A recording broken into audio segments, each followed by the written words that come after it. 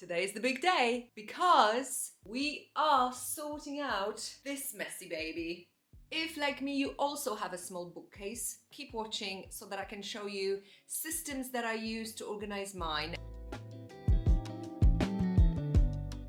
Let me show you the whole bookcase from top to bottom. As you can see, it is extremely messy, and that's because I deliberately was leaving the organizing of the bookshelf until this video as requested by my very first subscriber. So we're gonna do this together. As you can see, everything's all over the place. There is no order to this selection of books, and I have things I also need to get rid of. For example, I have here my son's books, which are gonna go from here. I also have random items like a diffuser, candle, which I might keep, but at the moment there is no proper space for them. There are also some paintings on top of my books, recent gifts from family members, so I have to find a proper space for them. There are also quite a few classics. Okay, before we dive into organizational mode, can we talk briefly about the size of my library? Because it is small, okay? I know, it's small and I'm happy with that. It's deliberately small. I'm not going to install more bookshelves because I'm planning to rotate these books. Let me tell you something. You do not need a huge home library to consider yourself an avid reader. I know that sometimes looking at other people's beautiful, huge home libraries can make us feel like we're lacking something in life, but we don't. Reading and owning books are two very different things. So, if you don't have enough space in your house, use a Kindle. If you're low on a budget and you don't have spare money to buy books, use a library. There are lots of ways to read books and you don't need to own them. It's about the content, not about a physical object. Think about it like this. If you are doing a wonderful beach walk and you're looking at gorgeous white shells lying on this beautiful sand, do you have to pick them up, collect them, and put them in a jar at home to fully appreciate them? I don't think so. I think you can look at them, enjoy the moment, and see them in their own environment and have full appreciation for their beauty in this way. And you will remember them. Just because you don't have them, you don't possess them, it doesn't mean you don't recognize their value, and it doesn't mean that they didn't bring you joy. I grew up in a home where there was no budget to buy books, and between me and my two brothers, we probably owned 2 books. However, we were all avid readers, and I remember it used to drive my mother crazy because we would come to dinner table with our noses in our books, because obviously the books were so captivating we couldn't stop reading them. It's funny, if you think about it, in today's world, we would do anything for children to come to dinner table with their noses in their books. Instead, most of the time they have their noses in their phones. Anyway, that's enough of philosophy for today. My key point was you don't have to own books to enjoy them. And don't let anyone else convince you otherwise. All right, let's dive in and turn that cluttered stack of books into a beautifully curated collection.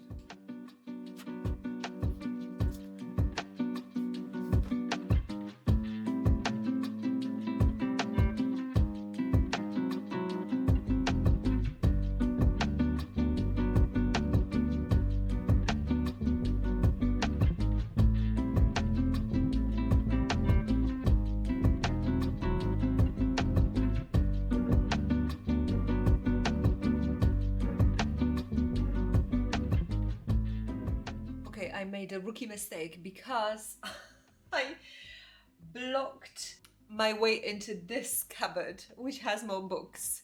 And that's because I've put piles of books right in front of its doors. So I'm gonna have to move them now to get inside.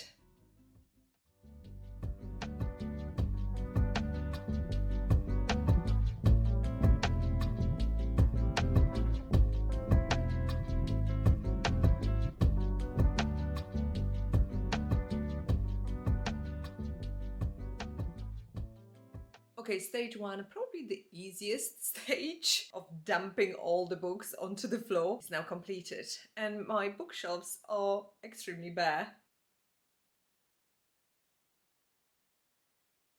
My floor, on the other hand, is anything but bare.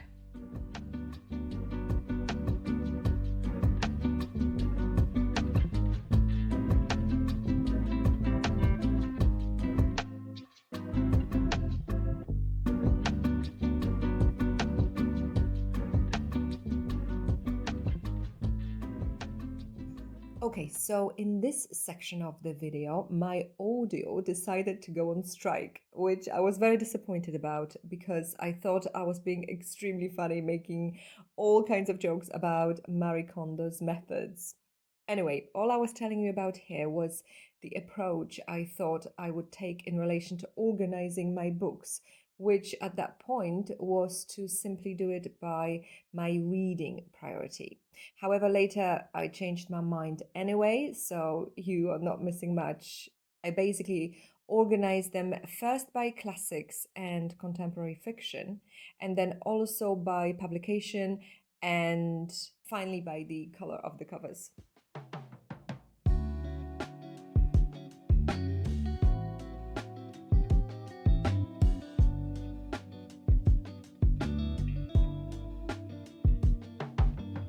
Okay, so lesson number one for you, just so you don't have to make the same mistake. Please remember, if you're doing the same thing, put your books further along from the bookcase. Don't do what I did, which is I put them way too close to the bookcase.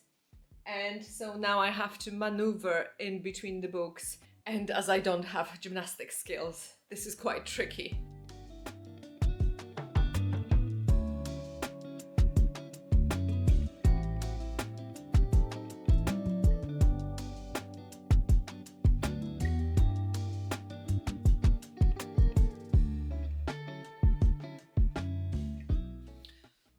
I am finding some random books here that I forgot we had. For example, this gorgeous, very old book titled The Pictorial Encyclopedia of Railways, with these gorgeous black and white photos of the old trains. I think this was a book that we got for my son when he was little because he was obsessed with trains.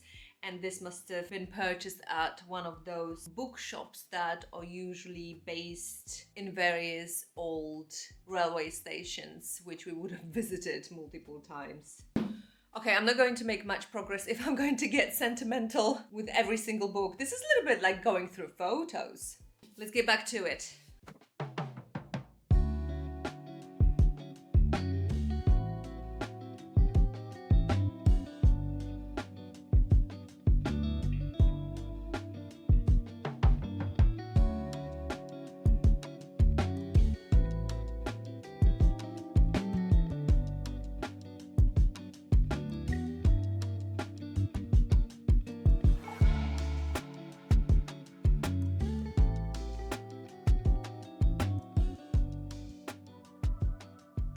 Okay, so I think we have the top shelf sorted, and that one is filled with classics. Let me show you.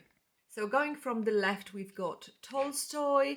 I mentioned in my classics for 2025 video that I want to read War and Peace. There's another copy of War and Peace here, which was very kindly recommended to me by one of the subscribers. And thank you so much for that recommendation, because that is a perfect copy.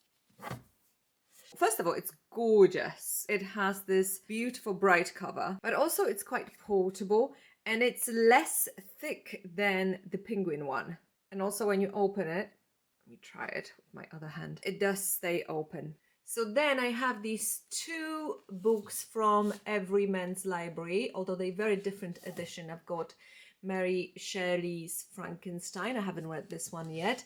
And then I have my favorite book ever, 100 Years of Solitude. by Gabriel Garcia Marquez, which I do plan to reread. I read this when I was maybe 18, 19 years old, and it had a huge impact on me at the time. And I want to reread it to see whether it still has that effect on me. And also because there is a Netflix show now, I'm very curious to see how they did it, but I need to read the book first. It may not happen until the end of the year, to be honest, because I've got so many other books to read. So then you've got a few Oxford editions of classics. We've got Madame Bovary, which I plan to read soon. We've got Mrs. Dalloway. I think that might be the book for the following year. Also, My Antonia by Willa Cather. These red books that you're seeing here, they are all vintage classics, starting from this one, ending with The Handmaid's Tale, which I've just finished, by the way. I will talk about it in January reading wrap up. And hopefully you can see this on the video, but they are all slightly different shade of red, which makes it all look very pretty on the shelf. Let me just stop for a second and talk to you about different publications of classics. A small interjection here. This is a different day, and I've realized that I got seriously carried away when talking about different publications of classics. And effectively, this video would probably be about an hour and a half. Instead, I had an idea that what I would do is a separate video where I do a deep dive into different publications of classics, which I think might be helpful. There are so many of them, and we just don't know which ones we're going to like. So look out for a separate video on that, probably in about 2 to 3 weeks. And in the meantime, let's go back to organizing my bookshelf.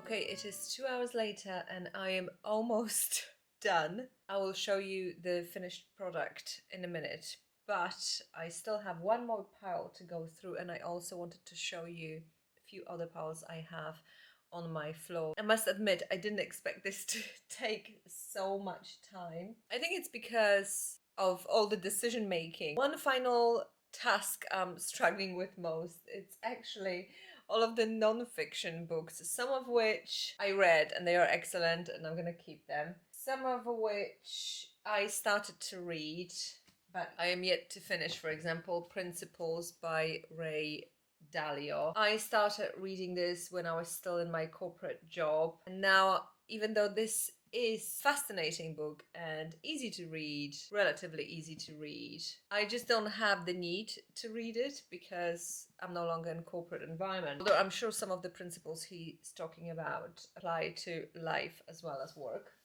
I also have, randomly, Canadian Scout Handbook, which I have to keep because this book was my husband's when he was at Scouts. The edition is dated 1978.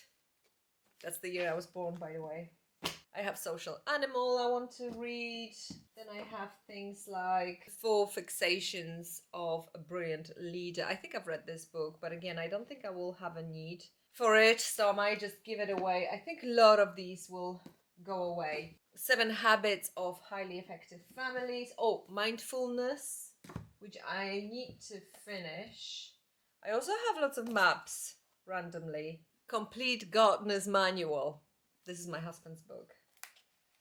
I think I'm going to stick all of these books that are non-fiction into the cupboard with the doors, because I don't have to look at them every single day, and I'm going to leave all the other shelves for fiction.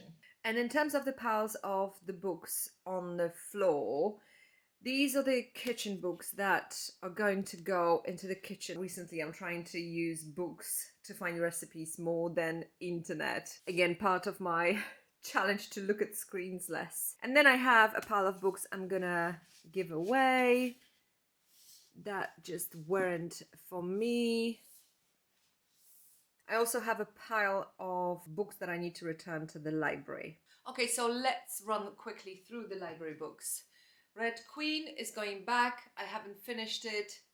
I couldn't get into it. I can't recommend it to you. This is supposed to be part of trilogy about a young woman who has some kind of special skills, and she works with this detective to solve various crimes. I think I picked it up because I heard it being compared to Girl with the Dragon Tattoo.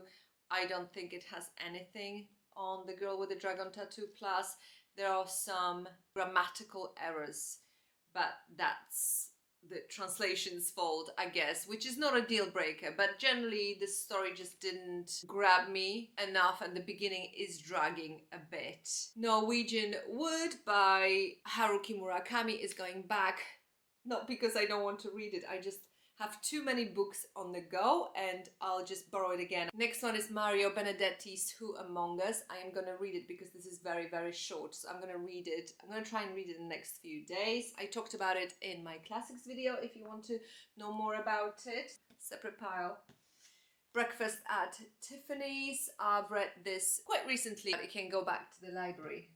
Ooh, this one is interesting. Tomb of Sand by Gitanjali Shri. Have you read this book? Please let me know, because the blurb on the back completely grabbed me and I will definitely want to read this book, but I'm not sure if I'll be able to get to it in the next few weeks. It's a big book. There's no way, because I'm planning to start War and Peace in February, but I have made a note of it and I'll definitely read it. It's just that I may need to borrow it again, so I think I'm gonna give it back. I'm gonna be reasonable.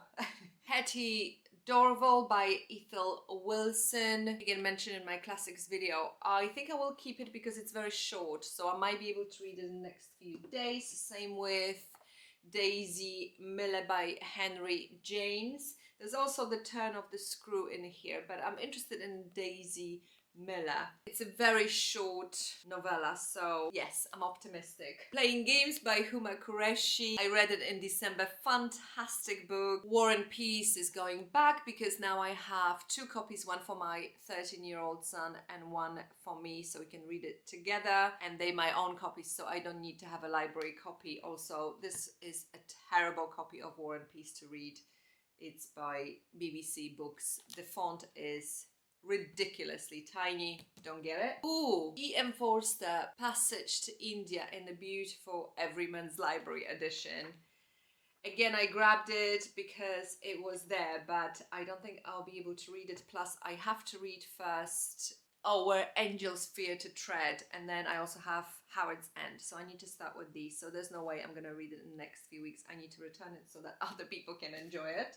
1984 by George Orwell. I read it in December. It needs to go back. Malibu Rising, Taylor Jenkins Reid's book. I read Carrie Soto is Back by the same author. Really enjoyed it. Great summer book. And also Seven Husbands of Evelyn Hugo. I enjoyed that one a little bit less, but I think I picked this one up because I thought, ooh, I might need a little bit lighter read in between all the heavier stuff. But I didn't get to it, and now I don't need to get to it because I have Daisy Jones and the Six by Taylor Jenkins Reid, my own copy, which I found in secondhand bookstores. So I'm gonna give this one back for now, but I'll definitely read it at some point. It might be like my holiday book. Kingsley Amis and His Lucky Jim. This is in the edition of Penguin's Modern Classics. I've never heard of this author, and I was intrigued by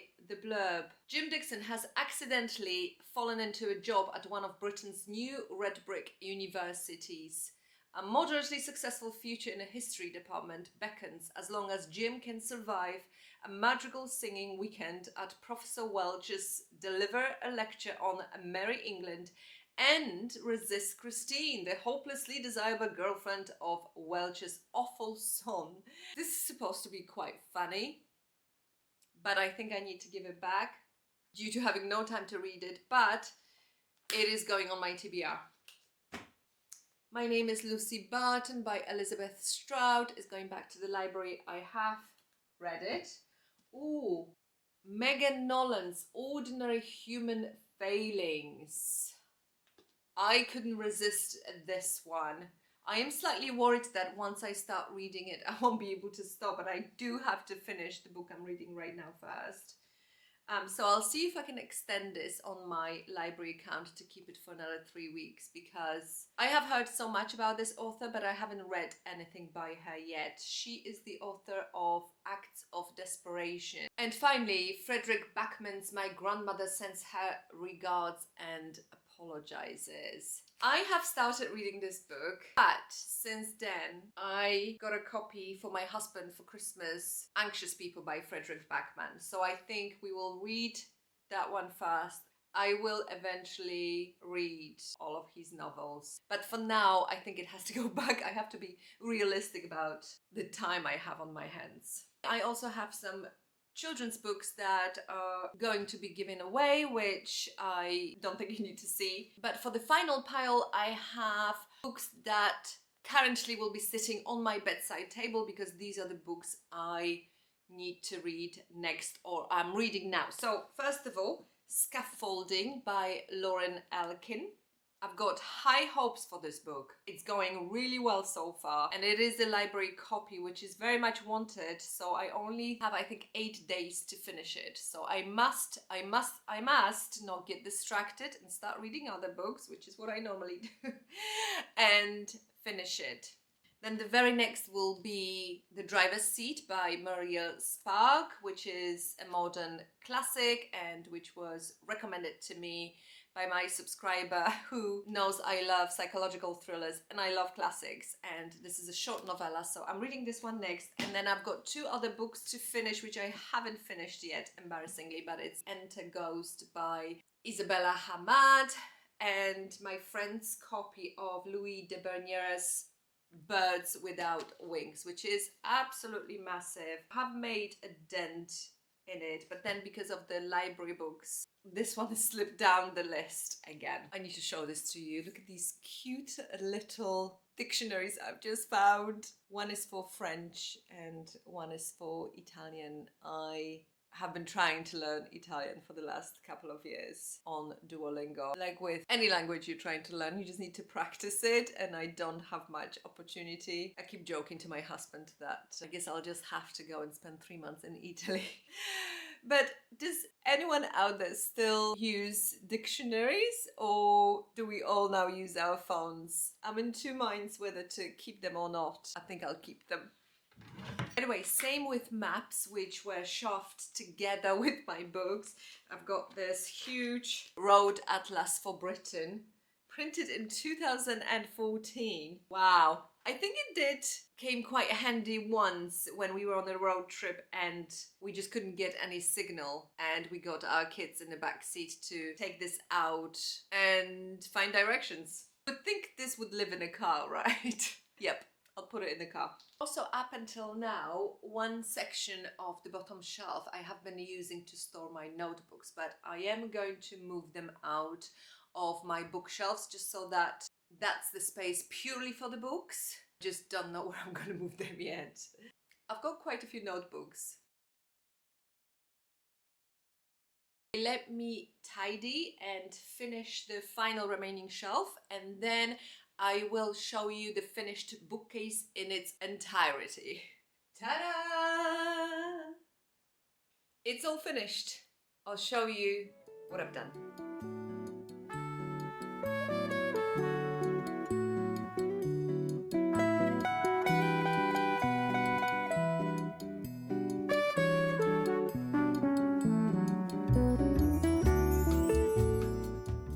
By the way, I won't be going here through each and every single title on my bookshelf, just because, again, it would make the video way too long. But if you would like me to do that sort of a book by book tour, then let me know in the comments and I will do a separate video on that.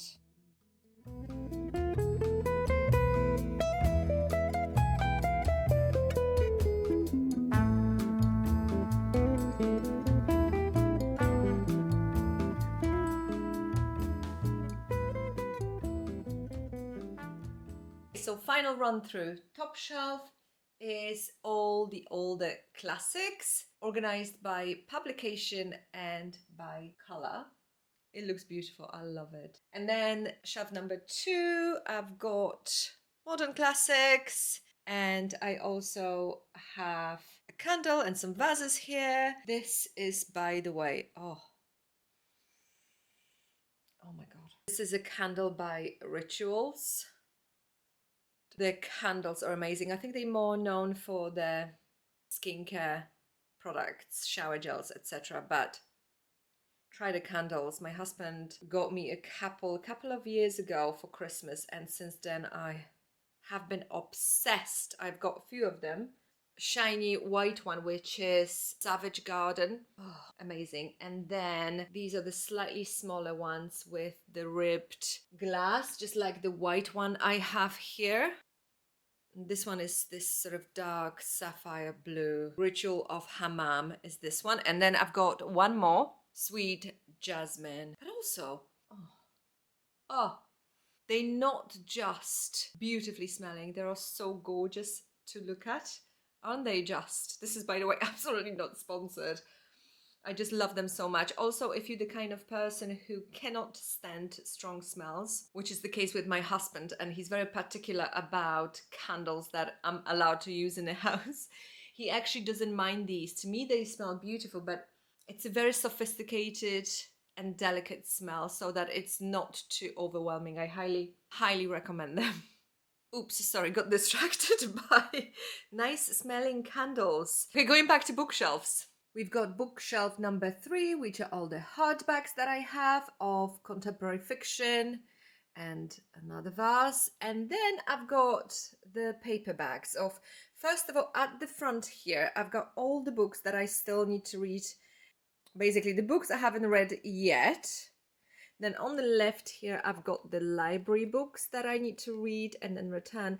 And then in the back, I don't know if you can see, but I've got basically up to here, up to sort of halfway through, I've got Polish books that I want to read. Some of them are Polish classics. And then the other half are soft copy books that I have read, but I don't want to get rid of just yet. So, for example, including, oh, there we go, Educated, The Dutch House, Sharp Objects, Girl with a Dragon Tattoo, Rudderless Night, Circe, Leonard and Hungry Paul. The books I have basically talked about on this channel before.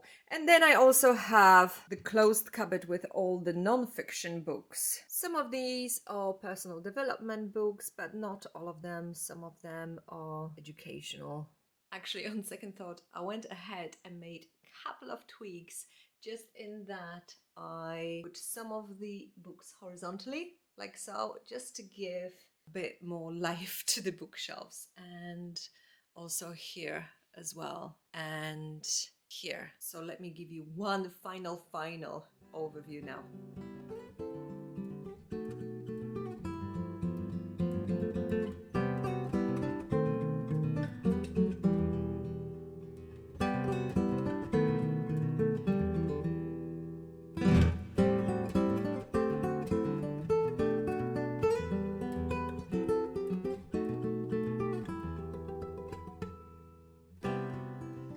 I am so happy with my organized bookshelf. Thank you to my subscriber who suggested that I should do this video. I very much enjoyed it, and actually I'm glad that it motivated me to do it because it just feels so much better. I love my new bookshelf. It's a shame I can't really do video in this room because it is a very narrow room. This is my office and the angle just doesn't work right now. I'm sitting on this ridiculously small baby stool. Also, the lighting here is not that good, but who knows, maybe I'll figure something out. Anyway, thank you so much to my subscriber who suggested that I do this video. I love the process, and actually I'm so glad that your suggestion motivated me to finally do this because it feels so much better.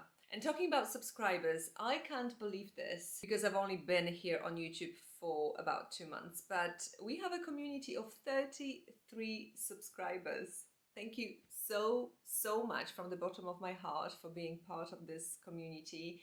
It fills me with great not just gratitude, but also hope in the world, in which clearly there are so many of us who have this undying love for books, and to have a community of people who like books similar to those I like, it just feels great. Please keep the comments coming and let me know if you have any suggestions for any of the videos. I'm very open to new ideas. I read every single comment and I reply to every single comment, so please fire away. By way of a thank you, I wanted to do a bit of a giveaway, and I would like to send one of you a brand new copy of a book. And the book I have chosen is this beautiful edition of My Cousin Rachel by Daphne de Maria.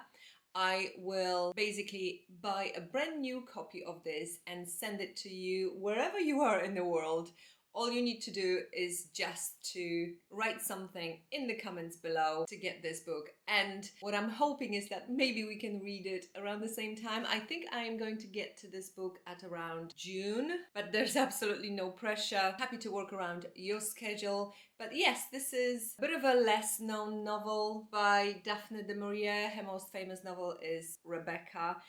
And I thought it would be fun to buddy up with one of you, read it together and maybe exchange notes. Please let me know in the comments below if you would like this book. That's it for today's video. I hope you enjoyed it. I hope I also didn't make it too long. Let's see, because I've been filming for the whole day. I will definitely see you as usual next Friday. Have a fantastic weekend and I'll see you next week.